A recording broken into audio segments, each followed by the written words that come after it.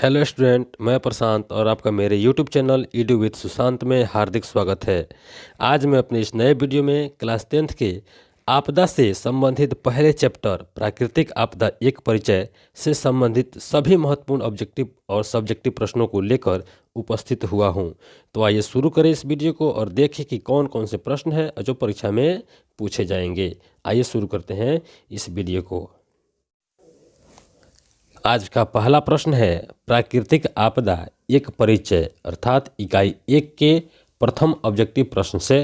पहला प्रश्न है, इनमें से कौन प्राकृतिक आपदा नहीं है? इनमें से कौन एक प्राकृतिक आपदा नहीं है? ऑप्शन देखते हैं। ऑप्शन ए में है सुनामी, बी में है बाढ़, सी में है आतंकवाद और डी में है भूकंप। तो इनमें से प्राकृतिक आपदा कौन नहीं है?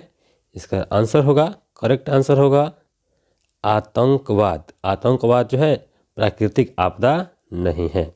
चलिए बढ़ते हैं दूसरे प्रश्न की ओर। दूसरा प्रश्न है, इनमें से कौन मानव जनित आपदा है? इनमें से कौन मानव जनित आपदा है? तो आइए देखते हैं इसको, कौन मानव जनित आपदा है। ए सांप्रदायिक दंगे, बी आतंकवाद, सी महामारी और डी इनमें से सभी। इसका करेक्ट आंसर होगा ऑप्शन डी, इनमें से सभी अर्थात सांप्रदायिक दंगे, आतंकवाद और महामारी सभी मानव जनित आपदा है। बढ़ते हैं अगले प्रश्न की ओर। अगला प्रश्न है, सुनामी का प्रमुख कारण क्या है? सुनामी का प्रमुख कारण क्या है? इसका ऑप्शन देखते हैं। ऑप्शन ए है समुद्र में भूकंप का आना, ऑप्शन बी है स्थलीय क्षेत्र में भूकंप का आना, ऑप्शन सी है द्वीप पर भूकंप का आना और ऑप्शन डी है इनमें से कोई नहीं। इसका करेक्ट आंसर होगा ऑप्शन ए, समुद्र में भूकंप का आना सुनामी का प्रमुख कारण है। चलिए बढ़ते हैं अगले प्रश्न की ओर। अगला प्रश्न है लघुतरीय। अब है लघुतरीय अर्थात 3 ही इसमें ऑब्जेक्टिव प्रश्न है। आइए लघुतरीय प्रश्नों को समझते हैं। क्वेश्चन नंबर 1 कहता है, आपदा से आप क्या समझते हैं? अर्थात आपदा क्या है, आपदा से आप क्या समझते हैं? इसका उत्तर होगा वैसी घटनाएं जो अकस्मात घटित होती है और अल्प समय में घटित होती है, अर्थात जो अचानक घटित होती है और कम समय में घटित होती है तथा जिनसे अत्यधिक मात्रा में जान माल की क्षति होती है, उसे आपदा कहते हैं। अर्थात वैसी घटनाएं जो अकस्मात घटित होती है और कम समय में घटित होती है तथा अत्यधिक मात्रा में जिनसे जान माल की क्षति होती है, उसे आपदा कहते हैं। ऐसी घटनाएं हमें संकट की स्थिति में ला देती है। ऐसी घटनाएं हमें संकट की स्थिति में ला देती है। दूसरे शब्दों में हमारे सामाजिक आर्थिक जीवन को भारी खतरे में डालने वाली अकस्मात घटना आपदा कहलाती है। अर्थात वैसी घटना जो हमारे सामाजिक आर्थिक जीवन को भारी खतरे में डाल देती है, उसे आपदा कहते हैं। चलिए बढ़ते हैं दूसरे प्रश्न की ओर। दूसरा प्रश्न है, आपदा कितने प्रकार का होता है? दूसरा प्रश्न है, आपदा कितने प्रकार का होता है? चलिए इसका आंसर जानते हैं। आपदा 2 प्रकार का होता है। पहला प्राकृतिक आपदा और दूसरा मानव जनित आपदा। पहला प्राकृतिक आपदा और दूसरा मानव जनित आपदा। पहले को देखते हैं प्राकृतिक आपदा को। इसमें बाढ़, सुखाड़, भूकंप को लिया जाता है। बाढ़, सुखाड़, भूकंप और सुनामी को लिया जाता है जो अति विनाशकारी हैं। जो क्या हैं? अति विनाशकारी हैं। इसके अतिरिक्त चक्रवात, ओलावृष्टि, हिमस्खलन, भूस्खलन जैसी घटनाएं भी प्राकृतिक आपदा के ही अंग है। चलिए आइए फिर जानते हैं इसको। इसमें क्या प्राकृतिक आपदा में क्या क्या आते हैं? बाढ़, सुखाड़, भूकंप और सुनामी को ले आता है जो अति विनाशकारी हैं। बाढ़, सुखाड़, भूकंप और सुनामी। इसके अलावा चक्रवात भी है। ओलावृष्टि का मतलब होता है बर्फ गिरना, हिमस्खलन का मतलब है बर्फ का पिघल के गिरना और भूस्खलन का मतलब होता है धरती के अपनी जगह से फट जाना। ये सब क्या है? प्राकृतिक आपदा के अंग हैं। आइए अब मानव जनित आपदा के बारे में थोड़ा जानते हैं। मानव जनित आपदा, इसमें मुख्य रूप से आतंकवाद और सांप्रदायिक दंगे को लिया जाता है। तो मानव जनित आपदा में क्या क्या लिया जाता है? आतंकवाद और सांप्रदायिक दंगे को लिया जाता है। इसमें क्या होता है? एक देश दूसरे देश पर आतंकवाद का सहारा लेकर दबाव बनाता है। एक देश दूसरे देश पर आतंकवाद का सहारा लेकर दबाव बनाता है।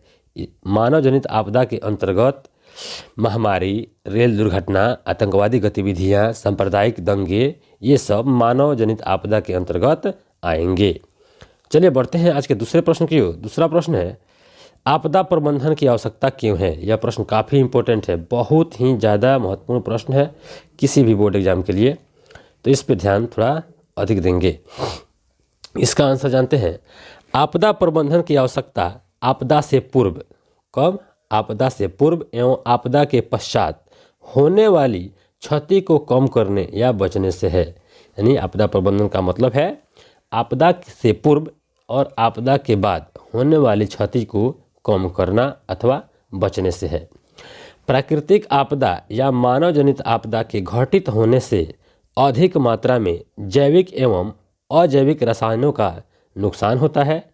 इसी संदर्भ में लोगों को विशेष प्रशिक्षण देकर, अर्थात इसी से संबंधित लोगों को जानकारी देकर उसके प्रभाव को कम करना आपदा प्रबंधन कहलाता है। अर्थात आपदा से पहले और आपदा के बाद होने वाले क्षति को कम करना अथवा आपदा से संबंधित लोगों को विशेष प्रशिक्षण देकर उसके प्रभाव को कम करना आपदा प्रबंधन कहलाता है। चलिए बढ़ते हैं आज के अगले प्रश्न की, जो कि दीर्घ उत्तरीय प्रश्न का पहला प्रश्न है। प्रश्न है, प्राकृतिक आपदा एवं मानव जनित आपदा में अंतर उपयुक्त उदाहरणों के साथ प्रस्तुत करें। आइए इसका आंसर जानते हैं हम लोग। आंसर होगा, आपदा अपने आप में एक भयंकर शब्द है। आपदा अपने आप में एक भयंकर शब्द है जिसको बोलचाल की भाषा में आफत कहते हैं। यह दो तरह के होते हैं, पहला होता है प्राकृतिक आपदा और दूसरा होता है मानव जनित आपदा, जिसको हम पहले अभी तुरंत पढ़े हैं और समझे हैं। एक बार और इसको समझते हैं।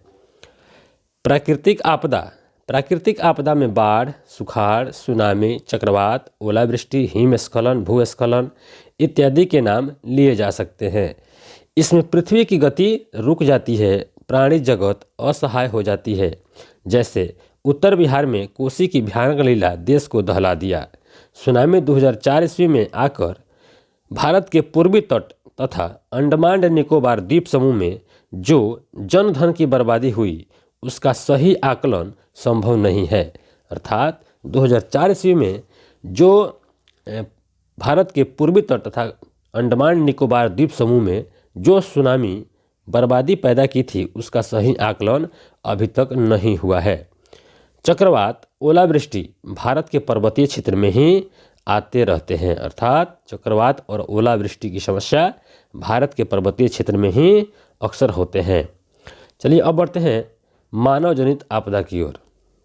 मानव जनित आपदा, मानव जनित आपदा मनुष्य द्वारा रचा जाता है। अर्थात मनुष्य के क्रियाकलापों के द्वारा जो आपदा उत्पन्न होता है वह मानव जनित आपदा कहलाता है। इसमें आतंक और सांप्रदायिकता का सहारा लिया जाता है और असंख्य धन जन की हानि होती है तथा लोग मारे जाते हैं। मानव जनित आपदा में सांप्रदायिक दंगे अक्सर हो जाया करते हैं।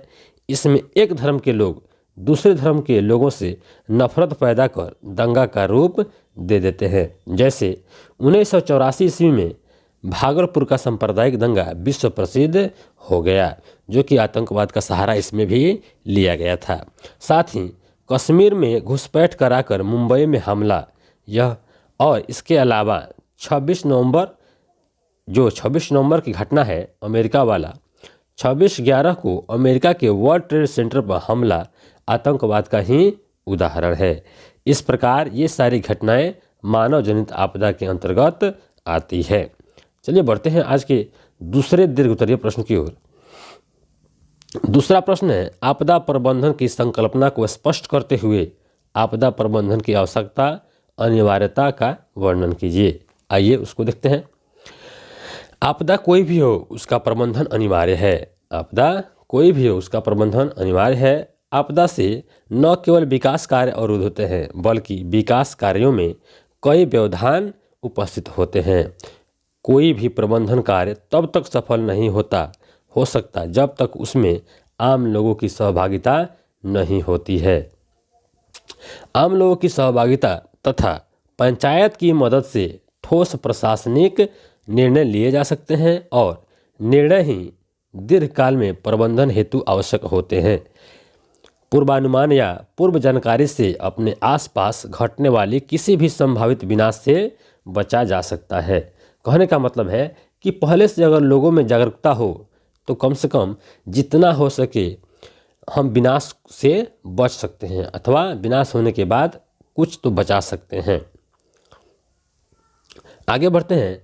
उत्तर बिहार के लोग कोसी की विनाश लीला से बचने के लिए आपसी सहयोग से बाढ़ के अनुरूप जीवन शैली बना ली है। अर्थात उत्तर बिहार के लोग जो कोसी की विनाश लीला है उससे बचने के लिए खुद को उसके अनुरूप बना लिए हैं। सुखाड़ के लिए आपसी सहयोग कुएं की खुदाई, तालाब की खुदाई करके आपदा से बचा जा सकता है। अर्थात सुखाड़ से बचने के लिए कुएं की खुदाई कर सकते हैं, तालाबों की खुदाई कर सकते हैं और उनसे पानी निकालकर सूखे के समय अपना काम चला सकते हैं। भूकंप और सुनामी से बचने के लिए प्रबंधन की आवश्यकता है, जिसमें भूकंपरोधी भवन वृत्ताकार या बहुभुजीय आकृति के बदले आयताकार भवन बनाए जाने चाहिए। देश में केंद्रीय स्तर तथा राज्य स्तर पर आपदा प्रबंधन के लिए कार्य किए जा रहे हैं, लेकिन इसमें अफसरशाही के चलते यह पूर्ण नहीं हो पा रहा है। सरकार तो प्रयास कर रही है, लेकिन इसमें अफसरशाही अर्थात अफसर जो चाहते हैं वो करते हैं अथवा सारे पैसा खुद हजम कर जाते हैं और लोगों को इसका कोई फ़ायदा नहीं मिल पाता है। लेकिन इसमें अफसरशाही के चलते यह पूर्ण नहीं हो पा रहा है, यानी जब तक आम जनता जागृत नहीं होगी तब तक यह कार्य सफल नहीं होगा। तो छात्रों, हमने देखा कि आपदा जो है का पहला चैप्टर प्राकृतिक आपदा एक परिचय से हमने इसके ऑब्जेक्टिव, लघु उत्तरीय और दीर्घ उत्तरीय सभी प्रश्नों को आसानी से बारीकी से पढ़ा, देखा और समझा। उम्मीद करते हैं वीडियो अच्छा लगा होगा। अगर वीडियो अच्छा लगे तो लाइक करें, कमेंट करें, शेयर करें और अधिक से अधिक हमारे चैनल को सब्सक्राइब करें। फिर मिलते हैं अगले वीडियो में, जो कि प्राकृतिक आपदा से ही दूसरा चैप्टर होगा।